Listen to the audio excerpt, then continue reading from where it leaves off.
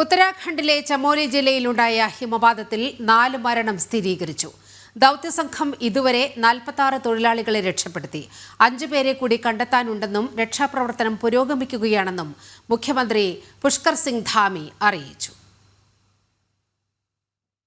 ഉത്തരാഖണ്ഡിൽ ചമോലിയിൽ മഞ്ഞുമലയിടിഞ്ഞു വീടുണ്ടായ അപകടത്തിൽ ദേശീയ സംസ്ഥാന ദുരന്ത നിവാരണ സേനയും സൈന്യവും സംയുക്തമായി രക്ഷാപ്രവർത്തനം തുടരുകയാണ്.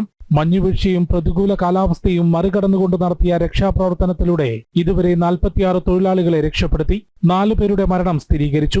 5 പേരെ കൂടി കണ്ടെത്താനുണ്ടെന്നും പ്രത്യേകം പരിശീലനം ലഭിച്ചവരും ഡോക്ടർമാരും ആംബുലൻസും ഉൾപ്പെടെയുള്ള മെഡിക്കൽ ടീമും രക്ഷാദൌത്യത്തിന്റെ ഭാഗമാണെന്നും മുഖ്യമന്ത്രി പുഷ്കർ സിംഗ് ധാമി അറിയിച്ചു. ഇന്നലെയാണ് ചമോലി ജില്ലയിൽ ബദ്രിനാഥിന് സമീപം ഇൻഡോ ടിബറ്റൻ അതിർത്തിയോട് ചേർന്നുള്ള മാന ഗ്രാമത്തിൽ മഞ്ഞുമല ഇടിഞ്ഞ അപകടമുണ്ടായത്.